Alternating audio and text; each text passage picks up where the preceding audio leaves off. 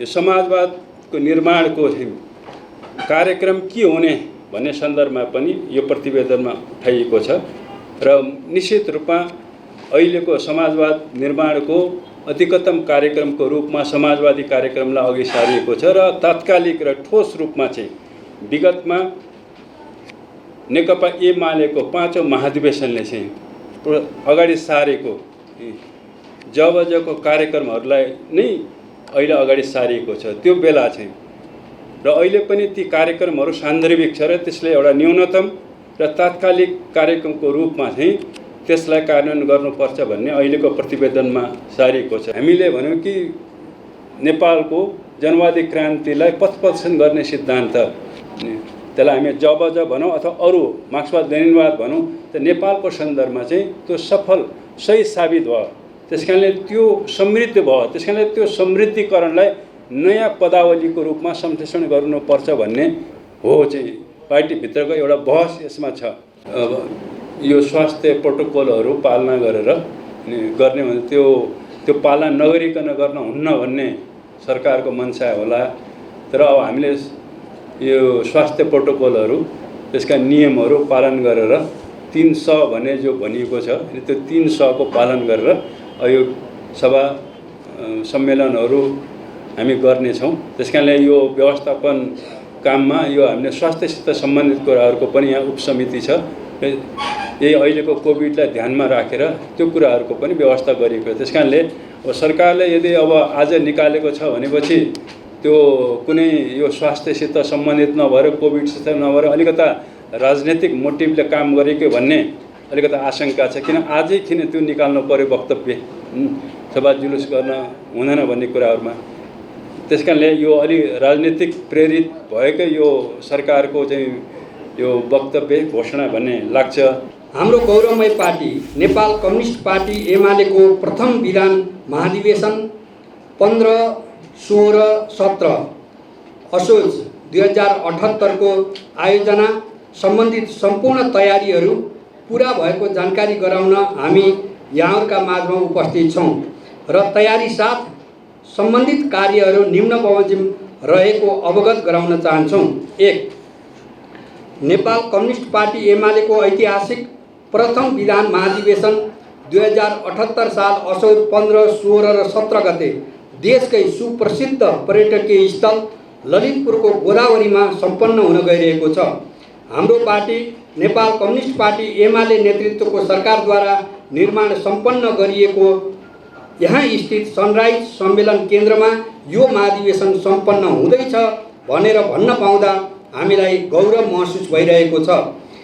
महाधिवेशनको व्यवस्थापनलाई चुस्त दुरुस्त गर्नको निम्ति पार्टी केन्द्रीय कमिटीको बैठकबाट स्थायी कमिटीका सदस्य कमरेड रामबहादुर थापा बादल संयोजक, कमरेड शेरबहादुर तामाङ सचिव र कमरेडहरू कृष्णगोपाल श्रेष्ठ, खिमलाल भट्टराई, महेश बस्नेत, विनोद श्रेष्ठ, सुजिता साक्य, सुशीला नेपाल र पासाङ शेर्पा सदस्य रहनु भएको एक मूल व्यवस्थापन समिति पार्टी केन्द्रीय कमिटीको बैठकबाट गठन गरिएको छ। सोही जिम्मेवारी अनुरूप कार्य विभाजन सहित कार्य सम्पादन गरिरहेका छौँ। यस महाधिवेशनको उद्घाटन भोलि असोज 15 गते अपराह्न 12:15 बजे पार्टी अध्यक्ष कमरेड केपी शर्मा ओलीज्यूले भव्य समारोहका बीच पानसमा बत्ती बालेर गर्नुहुनेछ। उद्घाटनका क्रममा महाधिवेशनको प्रचार स्वरूप बेलुन उडाइनेछ, राष्ट्रिय गान गाइनेछ र शहीदहरूप्रति श्रद्धाञ्जलीपछि महाधिवेशनको कार्यसूचीहरूमा प्रवेश गरिनेछ। महाधिवेशनको उद्घाटन सत्रलाई पार्टी अध्यक्ष केपी शर्मा ओली लगायतका नेता कमरेडहरूले सम्बोधन गर्नुहुनेछ। उद्घाटन सत्रपछि महाधिवेशनको बन्द सत्रमा केन्द्रीय कमिटीको तर्फबाट अध्यक्ष कमरेड केपी शर्मा ओलीबाट राजनीतिक प्रतिवेदन, महासचिव कमरेड ईश्वर पोखरेलबाट सङ्गठनात्मक प्रस्ताव र उपमहासचिव एवं सङ्गठन विभाग प्रमुख कमरेड विष्णुप्रसाद पौडेलबाट विधान संशोधन प्रस्ताव प्रस्तुत गरिनेछ। महाधिवेशनको दोस्रो दिन असोज 16 गते समूह छलफल र समूह नेताबाट सुझावहरूको प्रस्तुति गरिनेछ। तेस्रो दिन असोज 17 गते दस्तावेज प्रस्तोता कमरेडहरूबाट समूह छलफलबाट आएका सुझाव एवं उठेका विषयहरूलाई स्पष्ट पार्दै सार संक्षेपीकरण गरिनेछ।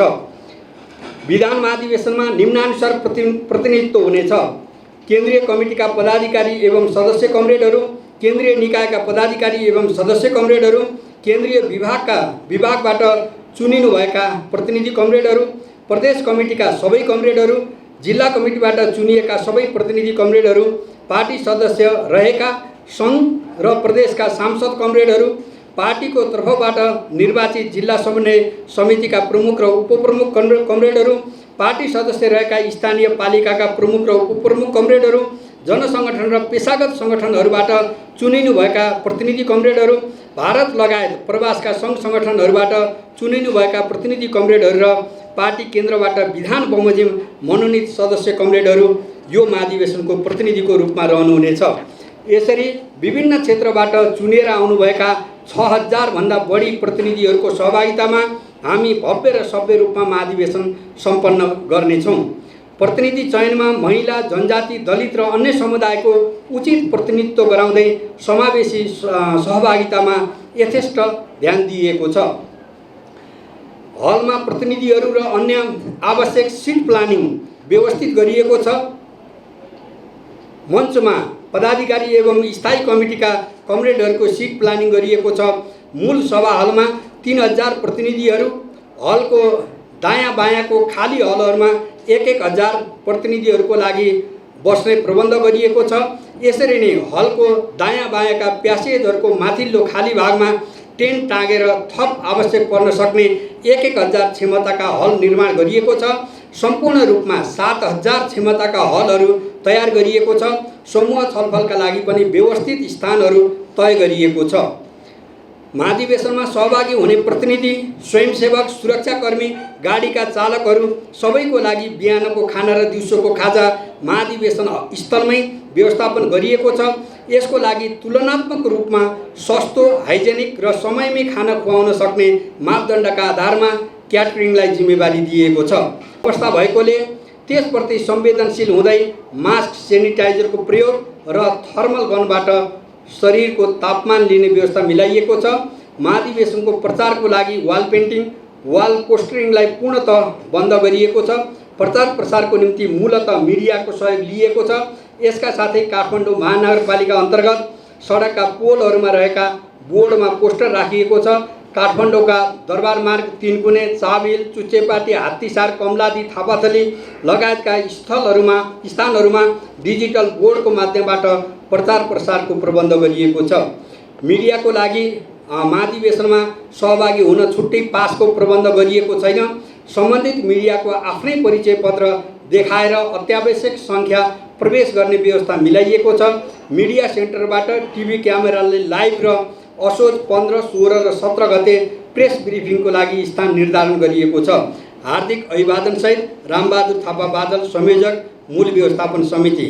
धन्यवाद। पत्रकारिक पक्षमा पनि यहाँहरूको जिज्ञासा रहन सक्ने हुन्छ र अरू व्यवस्थापकीय विषयमा पनि आजको मूल विषय भनेको व्यवस्थापन हो, त्यसमा पनि केन्द्रित भएर यहाँहरूले जिज्ञासा राख्न सक्नुहुनेछ।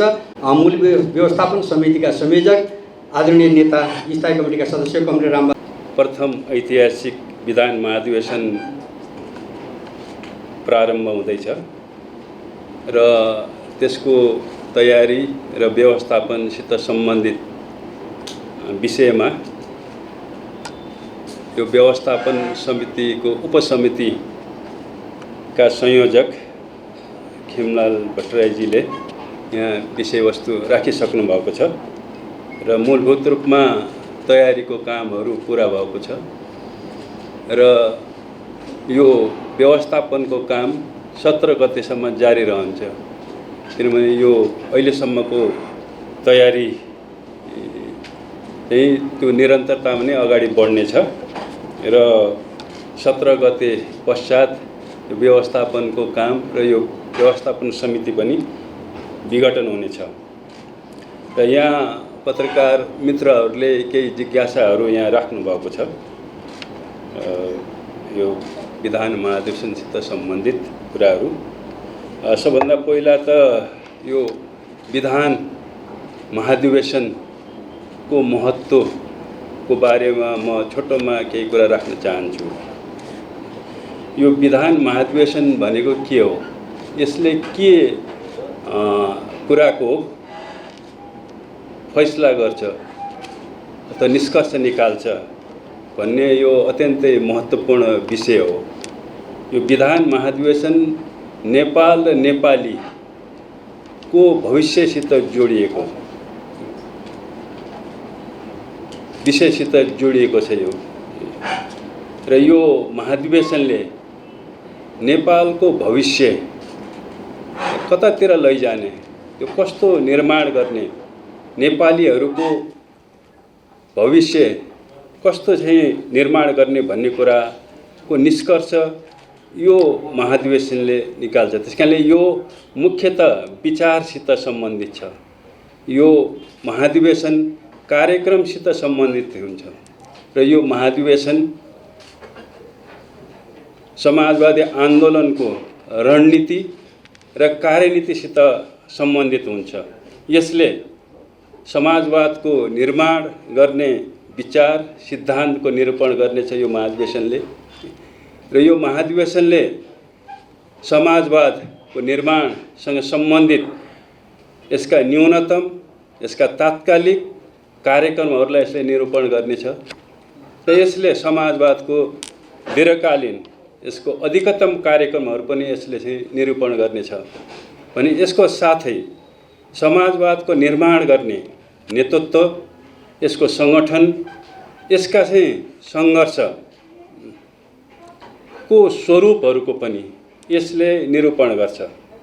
त्यसकारणले यो कोणबाट हेर्दाखेरि यो विधान महाधिवेशन नेपाल र नेपालीको भविष्यसित, यो क्रान्तिसित, यो आमूल परिवर्तनसित, रूपान्तरणसित, यो नेपाल र नेपालीहरूको समृद्धि र यसको सुखसित यो अभिन्न रूपमा जोडिएको छ। त्यो कोणबाट यसको ऐतिहासिक महत्त्व छ भन्ने हो।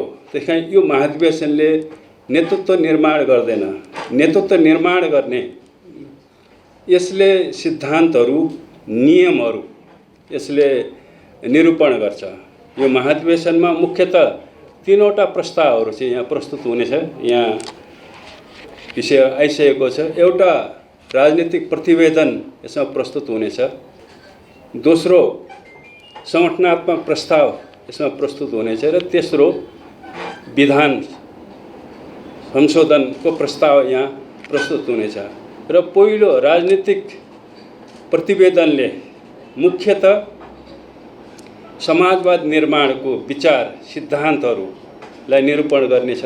त्यो राजनीतिक प्रतिवेदनमा यो हुन्छ। दोस्रो समाजवाद निर्माणको तात्कालिक र दीर्घकालीन कार्यक्रमहरू यसले निरूपण गर्छ। र तेस्रो यसले समाजवादको निर्माणका रणनीति र कार्यनीतिहरू चाहिँ यसले निरूपण गर्छ। यो राजनीतिक प्रतिवेदनका मूल अन्तर्वस्तु यी हुन्छन् र अहिले प्रस्तावित गरिएको राजनीतिक प्रतिवेदनमा यिनै कुराहरूलाई त्यहाँ निरूपण गरिएको छ। र यो प्रतिवेदनमा विगतको सिंहावलोकन गरिएको छ।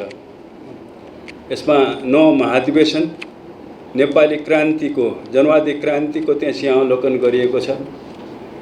र त्यो प्रतिवेदनमा एकतादेखि विभाजनसम्मको पनि सिंहावलोकन गरिएको छ। र त्यस प्रतिवेदनमा नेकपाको सरकारका उपलब्धिहरू, त्यसका कामहरूको पनि समीक्षा गरिएको छ। र त्यो प्रतिवेदनमा मुख्यतः यी 3वटा विषयहरू छन्। त्यो एउटा त्यो समीक्षाको सिंहावलोकनको प्रश्नमा भने, दोस्रो त्यसमा राष्ट्रिय र अन्तर्राष्ट्रिय अन्तर्विरोधहरूको परिस्थितिहरूको त्यहाँ समीक्षा गरिएको छ, त्यहाँ विश्लेषण गरिएको छ। वर्ग अन्तर्विरोधहरूको, त्यसमा सामाजिक अन्तर्विरोधहरूको त्यहाँ विश्लेषण गरिएको छ। नेपाली समाजका अन्तर्विरोधहरू के हुन् र यहाँ नेपाली जनताको मुख्य शत्रु को हुन्, विकास र समृद्धि समाजवादको मार्गमा चाहिँ को मुख्य चाहिँ बाधक हो, प्रधान अन्तर्विरोधहरूको बारेमा चाहिँ त्यहाँ विश्लेषण गरिएको छ। र नेपाली समाजवादको निर्माणका मित्र शक्तिहरू को हुन् भन्ने त्यहाँ विश्लेषण गरिएको छ। त्यस कारणले त्यो कुराहरू छ र त्यो प्रतिवेदनमा नेतृत्वको प्रश्नहरू पनि त्यहाँ उठाइएको छ र यो आन्दोलनको समाजवादी आन्दोलनको समाजवाद निर्माणको नेतृत्व कुन वर्गले गर्ने भन्ने प्रश्नहरूलाई पनि त्यहाँ निरूपण गरिएको छ। त्यस कारणले त्यो राजनीतिक प्रतिवेदनमा त्यो छ र अन्तिममा चाहिँ पार्टीको आन्दोलनको आगामी कार्यभारहरू र नेतृत्व निर्माणको प्रश्नहरूमा त्यसलाई एउटा सम्प्रेषण गरिएको छ। यो राजनीतिक प्रतिवेदनहरूमा यी विषयहरूलाई उठाइएको छ। मुख्य गरेर चाहिँ विचारको प्रश्नहरूमा पनि अबको समाजवादको निर्माण कुन विचारधारा कुन सिद्धान्तले चाहिँ गर्न सक्छ, सही सिद्धान्त सही विचार के हो भन्ने कुराको त्यहाँ सम्प्रेषण गरिएको छ। यहाँ पत्रकार बन्धुहरूले उठाएको जस्तै विगतमा जनवादी क्रान्तिको आन्दोलनको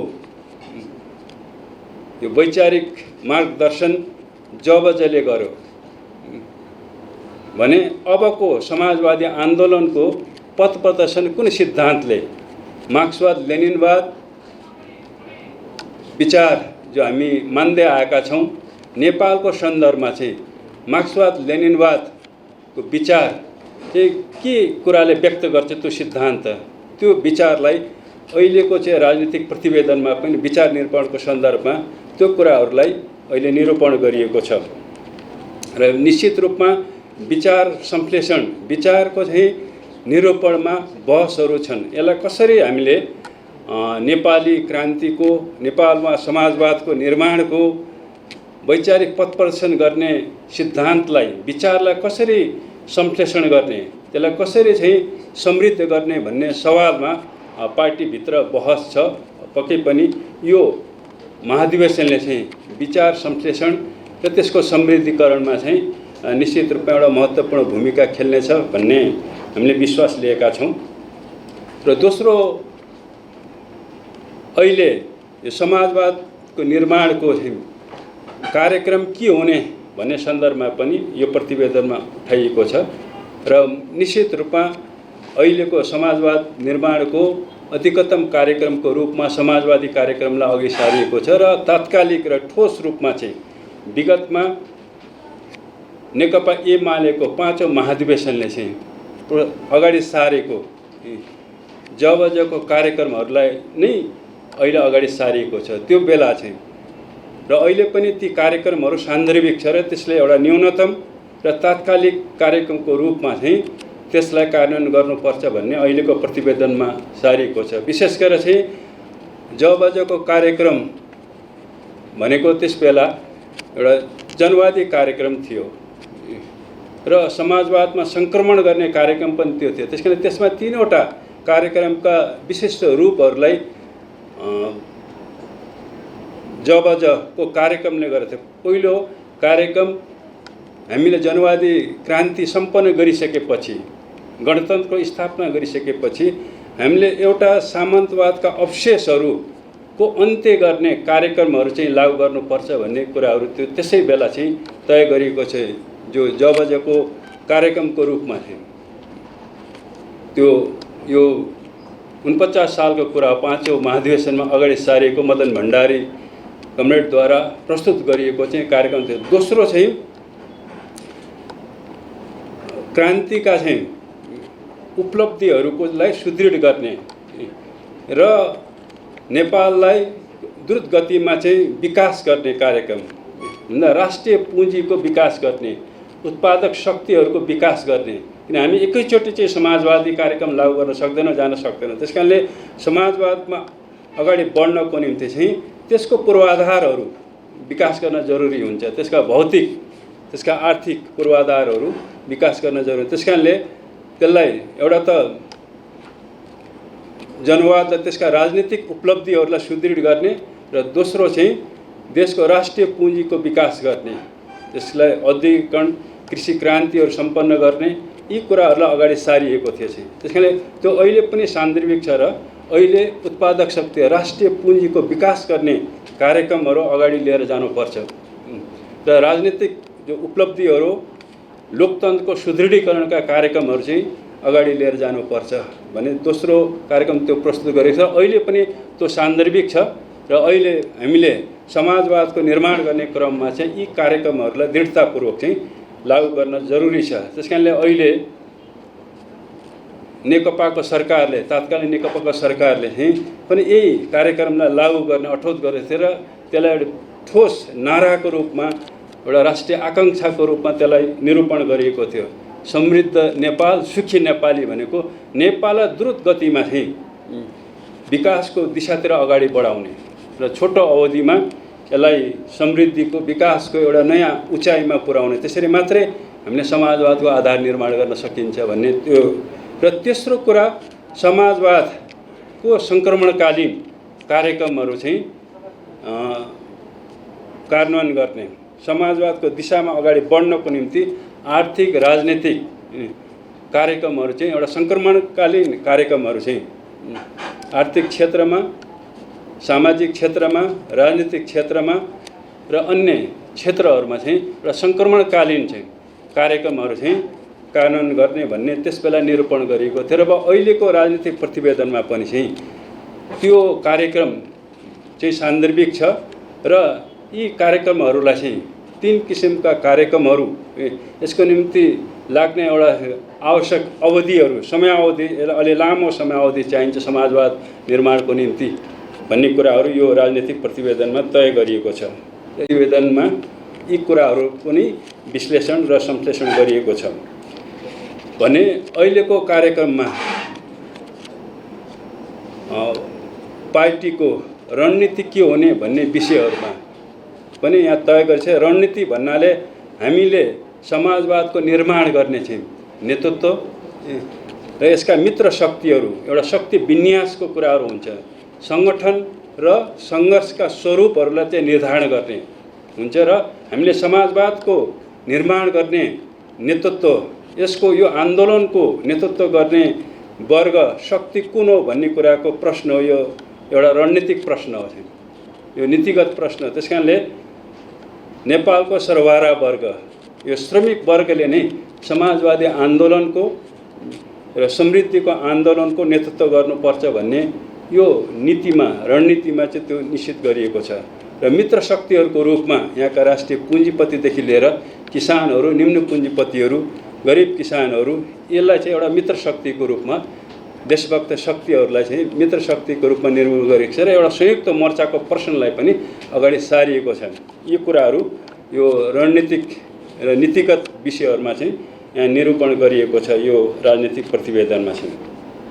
त्यसैले यहाँ जो प्रश्न उठेको छ यो यसले सैद्धान्तिक रूपमा, नीतिगत रूपमा नेतृत्वको प्रश्नलाई यसले यो महाधिवेशनले निरूपण गर्छ, तर यसले नेतृत्वको निर्माण चाहिँ यो महाधिवेशनले गर्दैन चाहिँ। यसले मुख्यतः विचार, कार्यक्रम र नीतिहरूको नै यो महाधिवेशनले निरूपण गर्छ। यसलाई नीति र विधिको महाधिवेशन भनिएको यस कारणले हो चाहिँ।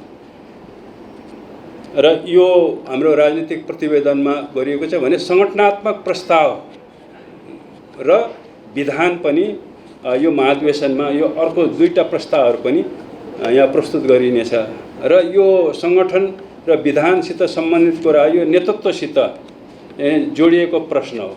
त्यसैले यो सङ्गठनात्मक प्रस्तावमा अहिले पार्टीको सैद्धान्तिकरण, यसको विचारलाई माथि उठाउने, सिद्धान्तमा स्पष्ट हुने कुराहरूलाई अगाडि सारिएको छ। पार्टीको सैद्धान्तिकरण गर्ने, वैचारिकरण गर्ने कुराहरूलाई उठाइएको छ। दोस्रो चाहिँ सङ्गठनात्मक प्रस्तावमा पार्टीको लोकतान्त्रिकरण गर्ने विषयलाई, यो हुनलाई यो नेकपा एमालेको तात्कालीन उसमा चाहिँ 8औं महाधिवेशनमा यो कुराहरूलाई उठाइएको थियो चाहिँ। यो कुरालाई अहिले पनि, अहिलेको सन्दर्भमा पनि यो पार्टीको लोकतान्त्रिकरणको प्रक्रियालाई निरन्तरता दिन जरुरी छ भन्ने कुराहरू उठाइएको छ। र यहाँ यसैसित जोडिएको प्रश्नमा पत्रकार बन्धुहरूले अहिलेको विधान महाधिवेशनमा यत्रो हजारौँको सङ्ख्यामा किन यसो गरियो चाहिँ, 2000-3000मा किन सीमित राखिएन, यो कुराहरू पार्टीको लोकतान्त्रिकरणसित जोडिएको छ। पार्टीको नीति निर्माण, विचार निर्माण गर्दाखेरि अधिकतम रूपमा पार्टी सदस्यहरूको सहभागितालाई सुनिश्चित गर्ने कुरासित पनि यो जोडिएको छ। त्यस कारणले अहिलेको यो सङ्ख्या बढ्नुको पछाडि पनि यो पार्टीको लोकतान्त्रिकरण गर्ने र पार्टीको विचार नीति कार्यक्रमहरू निरूपण गर्दाखेरि चाहिँ अधिकतम रूपमा पार्टी सदस्यहरूको सहभागितालाई सुनिश्चित गर्ने कोणबाट यो गरिएको छ। त्यस कारणले यो हिसाब किताबले यो सङ्ख्या त्यसरी बढ्न गएको हुनाले चाहिँ विधान महाधिवेशनका प्रतिनिधिहरू भन्नाले यो राष्ट्रिय प्रतिनिधि परिषदका सदस्यहरू त्यसका विधान महाधिवेशनका प्रतिनिधिहरू हुन्छन् र प्रतिनिधि परिषदका सदस्यहरू 3 किसिमका हुन्छन्। अहिलेको हाम्रो पार्टीको विधानले 3 प्रकारका प्रतिनिधिहरू विधान महाधिवेशनका भन्ने निश्चित गरेको छ।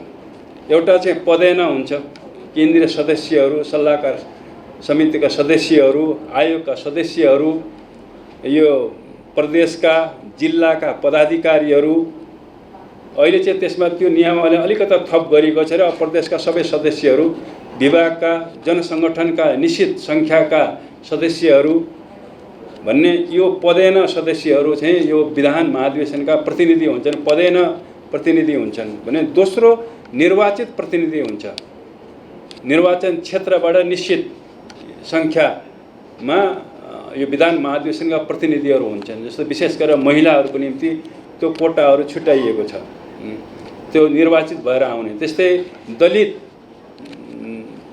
प्रतिनिधिहरू, दलित समुदायबाट पार्टीका जो सदस्यहरू छन् उनीहरूको निम्ति पनि विधान महाधिवेशनको लागि चाहिँ निश्चित कोटाहरू चाहिँ त्यहाँ निश्चित गरिएको छ। त्यसकारण ती चाहिँ निर्वाचित भएर आउनुपर्छ, जिल्लाबाट, निर्वाचन क्षेत्रबाट। त्यसकारणले पदेन प्रतिनिधिहरू हुन्छन्, यो निर्वाचित प्रतिनिधिहरू।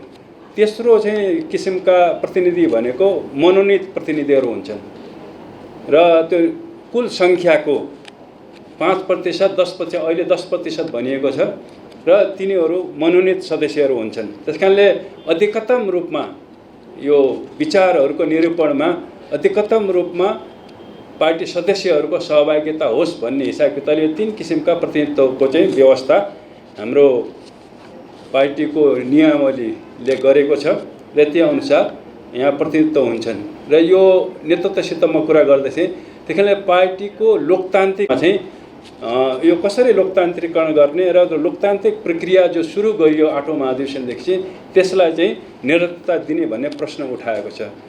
तेस्रो कुराहरू पार्टीको सुदृढीकरण र पार्टीको विस्तार गर्ने, यसलाई जनआधारित बनाउने र पार्टीलाई को सुदृढीकरणको प्रश्नलाई पनि यसले उठाएको छ। त्यसैले पार्टीमा व्यापक रूपमा चाहिँ यसको स्तरहरू उठाउने, यसलाई वैचारिक किसिमले सुदृढ गर्ने र सङ्ख्यात्मक हिसाब किताबले यसको विस्तार गर्ने, यसलाई जनआधारित बनाउने चाहिँ भन्ने कुराहरूलाई पार्टीको सुदृढीकरण र विस्तारको कुरालाई पनि अहिलेको त्यो संगठनात्मक प्रस्तावमा चाहिँ त्यो नीति र कार्यक्रमहरूलाई अगाडि सारिएको छ भने यसको साथसाथै पार्टी सङ्गठन कमिटीहरूको परिचालनको कुराहरूलाई पनि यो संगठनात्मक प्रस्तावमा चाहिँ अगाडि उठाएको छ। यिनै विषयहरू संगठनात्मक प्रस्तावमा छ र पक्कै पनि पार्टी सङ्गठनहरूको लोकतान्त्रिकरण, यसको सैद्धान्तिकरण, यसको सुदृढीकरण र यसको परिचालनमा सक्रिय हुनु पर्यो। पार्टी कमिटीहरू, पार्टी सदस्यहरू सक्रिय हुनु पर्यो। सिद्धान्तमा स्पष्ट भएर मात्र पुगेन। त्यसकारणले ती सक्रिय पनि हुनु पर्यो, चाहिँ जनतासित जोडिनु पर्यो र देशको विकास र समृद्धिको निम्ति उनीहरूले एउटा सक्रिय भूमिका योगदान गर्नु पर्यो भन्ने विषयहरूलाई चाहिँ यसमा उठाइएको छ। यो संगठन प्रस्तावमा भने यो विधानमा, यो विधानको संशोधनमा यो नेतृत्व निर्माणको प्रश्नलाई यहाँ उठाइएको छ। कसरी आन्दोलनको नेतृत्व निर्माण गर्ने र नेतृत्वका उत्तराधिकारीहरूको निर्माण कसरी गर्ने भन्ने प्रश्नहरूलाई चाहिँ यो विधानमा गरिएको छ।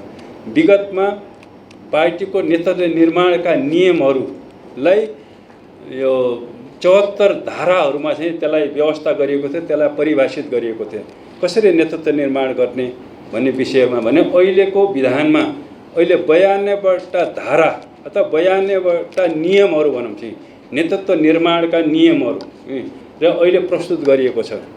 92वटा धारामा त्यहाँ केही संशोधन गरिएको छ। विगतका अनुभवहरूलाई हेरेर नेतृत्व निर्माणसित सम्बन्धित कुराहरूमा चाहिँ यो 92वटा धाराहरूमा प्रस्तावनासहित 92वटा धाराहरूको अहिले व्यवस्था गरिएको छ कसरी नेतृत्व निर्माण गर्ने र यसैसित जोडिएको सन्दर्भमा चाहिँ नेतृत्व निर्माणका विभिन्न तहहरू, नेतृत्वका विभिन्न तहहरू चाहिँ त्यो कुराहरूलाई संरचनाको रूपमा आउँछ।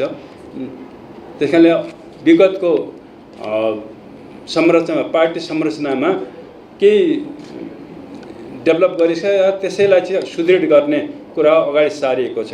केन्द्र, प्रदेश, त्यस्तै जिल्ला, त्यस्तै निर्वाचन क्षेत्रहरू, निर्वाचन समन्वय समितिहरू, त्यो सङ्घको प्रदेशका, पालिका र वडा र तलका प्रारम्भिक कमिटीहरू, यो रूपमा चाहिँ नेतृत्वको संरचनाको चाहिँ श्रृङ्खलाहरू चाहिँ त्यो तय गरिएको छ। त्यस कारण एउटा त भूगोलका चाहिँ कमिटीहरू, संरचनाहरू हुन्छन्, भूगोललाई मेन आधार बनाएर चाहिँ अर्को गैर भूगोल, त्यसलाई हामीले विशेष कमिटी भनेका छौँ।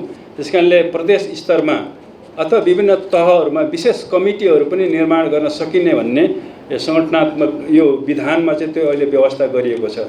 जस्तै यहाँ उपत्यकामा प्रदेश स्तरीय चाहिँ विशेष कमिटी, समन्वय कमिटीहरूको यहाँ व्यवस्था गरिएको छ। त्योभन्दा तलतिर इलाका कमिटीहरू चाहिँ जो भूगोलसित, पालिका वा जिल्ला कमिटीहरूसित जोडिएका हुँदैन, तिनीहरूको समानान्तर रूपमा चाहिँ त्यहाँ विशेष कमिटीहरू, जसलाई हामीले इलाका भनेका छौँ, विशेष जिल्ला भनेका छौँ, विशेष प्रदेश कमिटीहरू हामीले भनेका छौँ, त्यो व्यवस्था गरिएको तलसम्म चाहिँ त्यो गरिएको छ। त्यसैले यो संरचनागत रूपमा पनि केही विगतकै संरचनाहरूलाई निरन्तरता दिएको छ र केही त्यसमा चाहिँ विकास गरिएको छ र केही विषयहरूलाई चाहिँ त्यहाँ संशोधन गरिएको छ विगतको संरचनामा चाहिँ। र यो हामीले सङ्घीय संरचनामा देश गइसकेपछि अहिले पार्टीको सङ्गठनात्मक संरचनालाई पनि त्यही अनुसारले अहिले संशोधन गरिएको छ र परिवर्तन गरिएको छ। र यो सङ्गठनसित सम्बन्धित कुरामा मूल रूपमा यी विषयहरू छन् र यसमा उत्तराधिकारी निर्माणको सन्दर्भमा यहाँ साथीहरूले उठाउनु भएहरूले यसमा दुईटा कुराहरूलाई आएको छ। केन्द्रका अथवा सबै तहका पदाधिकारी अथवा मूल नेतृत्वहरू चाहिँ 2 कार्यकालभन्दा बढी चाहिँ उनीहरू पदाधिकारी अथवा मूल नेतृत्वमा नरहने भन्ने व्यवस्था अहिले गरिएको छ।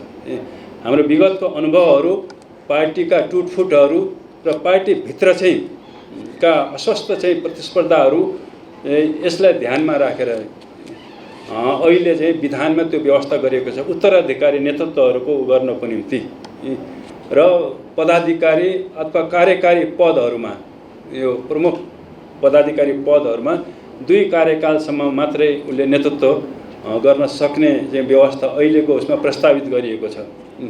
त्यस्तै अब 70 वर्षको उमेर हदसम्म कुन बेलासम्म एउटा कार्यकारी भूमिका निर्वाह गर्ने भन्ने कुरालाई पनि अहिलेको चाहिँ विधानमा प्रस्तावित गरिएको छ।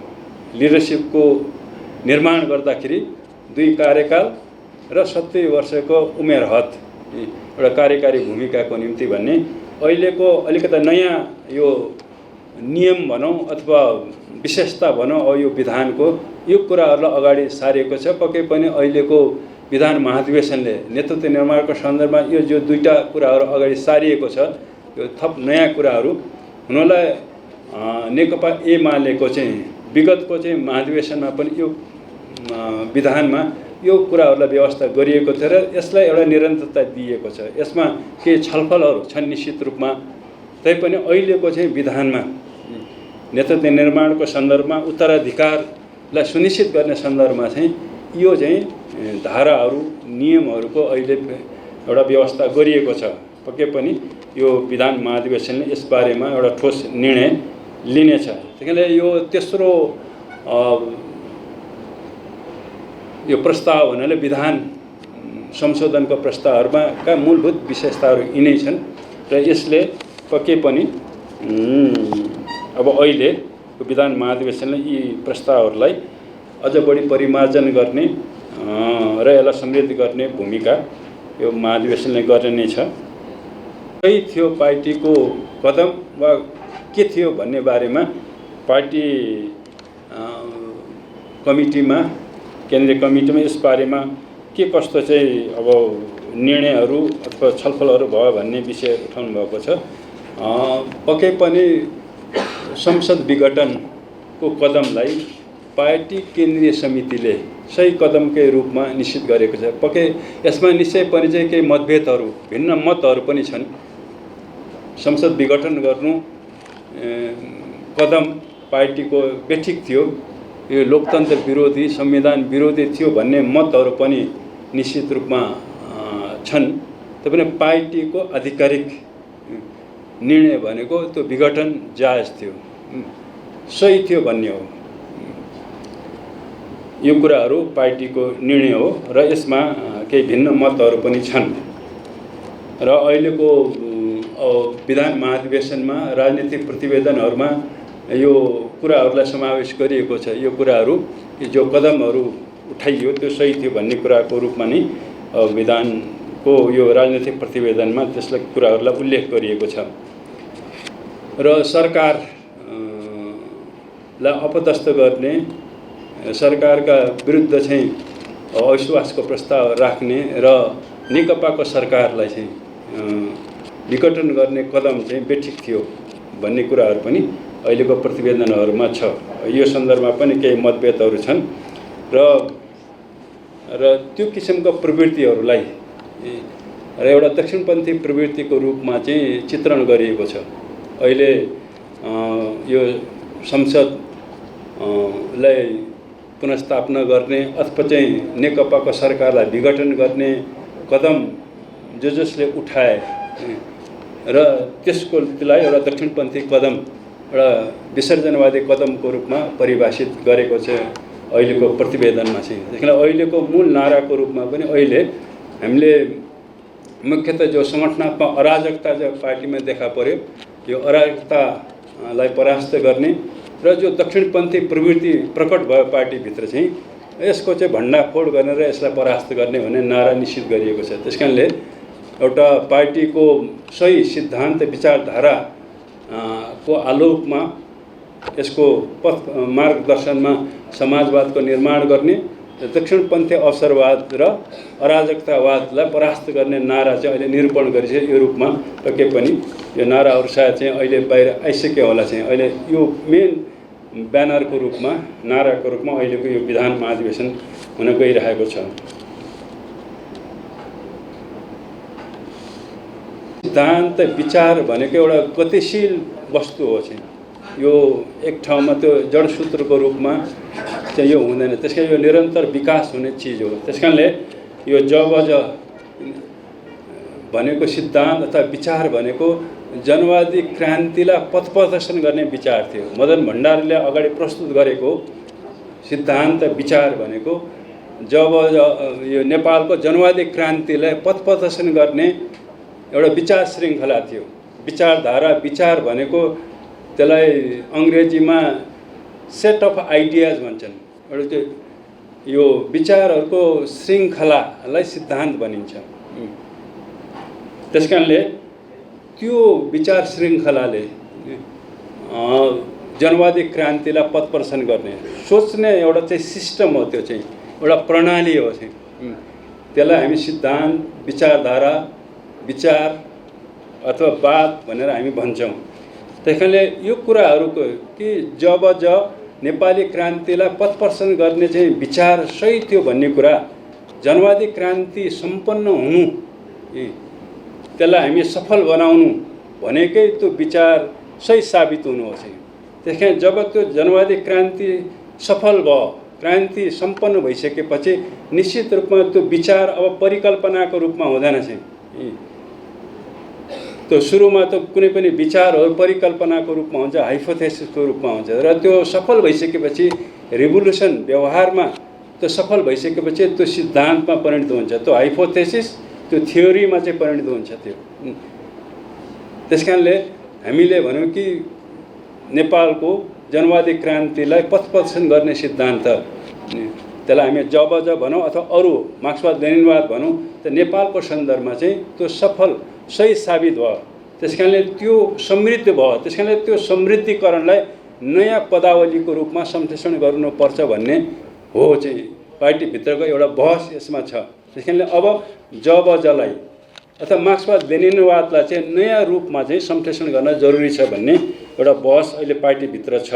अब अहिलेको प्रस्तावमा राजनीतिक प्रतिवेदनमा जबज नै समाजवादी क्रान्तिको पथप्रदर्शक सिद्धान्त हो भन्ने निरूपण गरिएको छ र यसलाई यो विकसित हो र विकसित सिद्धान्त हो, विचार हो, यो विकसित भएको छ भन्ने रूपमा प्रस्तुत गरिएको छ। किन अहिलेको जुन स्थिति परिवर्तन भएको छ त्यो परिवर्तन अहिलेका वर्ग अन्तर्विरोधहरूको व्याख्या, अहिलेको चाहिँ कार्यक्रमहरूको व्याख्या, अहिले चाहिँ परिस्थितिमा आएको परिवर्तनहरूको व्याख्या, यो सबै कुराहरू विचार श्रृङ्खलासित जोडिएको हुन्छ। त्यस कारणले चाहिँ यो कुराहरूको अहिलेको राजनीतिक प्रतिवेदनमा परिस्थितिमा आएका नयाँ परिवर्तनहरूको व्याख्या गरिएको छ भनेपछि त्यो भन्नुको नयाँ व्याख्या भनेको नै के हो भन्दाखेरि जबज अथवा चाहिँ नेपाली क्रान्तिको मार्गदर्शक सिद्धान्तको विकास हो भन्ने हो। त्यस कारण ती व्याख्याहरू यो एउटा श्रृङ्खलाबद्ध रूपमा जो व्याख्या गरिएको छ त्यो नै सिद्धान्तको विकास हो, समृद्धि हो भन्ने हो। त्यस कारणले त्यसलाई जबजकै रूपमा चाहिँ निरन्तरता दिने वा त्यसलाई नयाँ रूपमा चाहिँ सम्प्रेषण गर्ने भन्ने प्रश्न चाहिँ अहिले पार्टीभित्र एउटा बहसमा छ। त्यस कारणले त्यहाँ विचारहरू आएका छन्। त्यस कारण अहिले नेपाली क्रान्तिको अथवा समाजवादी क्रान्तिको समाजवादको निर्माणको पथप्रदर्शक सिद्धान्तलाई मदन विचार भन्नुपर्छ कि अथवा चाहिँ मदन विचारधारा भन्नुपर्छ कि भन्ने विषयहरू पनि आएका छन्। अथवा कतिपयहरूले चाहिँ यो वास्तवमा चाहिँ यो जबज भन्ने कुनै विचार सिद्धान्त थिएन, त्यो त एउटा कार्यक्रम थियो भन्ने विचार पनि पार्टीभित्र छ। त यो बहस पार्टीभित्र छ। तर अहिलेको राजनीतिक प्रतिवेदनमा जबजलाई नै एउटा विकसित विचारधारा अथवा विचारको रूपमा चाहिँ अहिले प्रस्तुत गरिएको छ।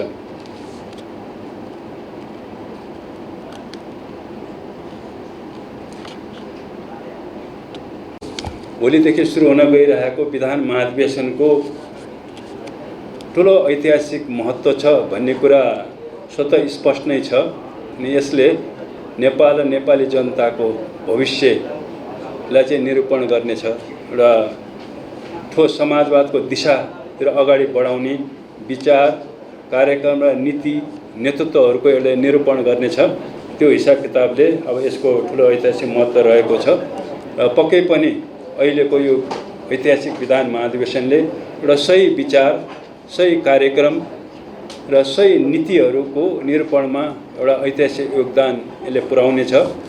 यो विधान महाधिवेशनमा हजारौँको सङ्ख्यामा पार्टी सदस्यहरू एउटा प्रतिनिधिको रूपमा यसमा सहभागी हुनेछन्।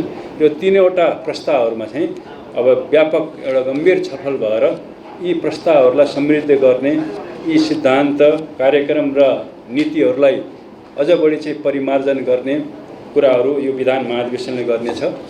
र आजको यो कार्यक्रम पक्कै पनि यी प्रस्तावहरूको बारेमा व्याख्या गर्ने कार्यक्रम त होइन। अहिले व्यवस्थापन समितिको कोणबाट हामीले यो विधान महाधिवेशनको व्यवस्थापन के कस्तो गरिएको छ भन्ने सन्दर्भमा यहाँ पत्रकार बन्धुहरूलाई स्पष्ट गर्ने, आम जनताहरूमा चाहिँ यो विधान महाधिवेशनलाई सफल पार्न यो व्यवस्थापन समितिले के काम गरिरहेको छ भन्ने कुराको जानकारी दिने हिसाबले यहाँ राखिएको हो। अनि विधान महाधिवेशन सम्पन्न भइसकेपछि त्यो कुराहरू सार्वजनिक हुनेछ। अब यो स्वास्थ्य प्रोटोकलहरू पालना गरेर गर्ने भने त्यो पालना नगरिकन गर्न हुन्न भन्ने सरकारको मनसा होला।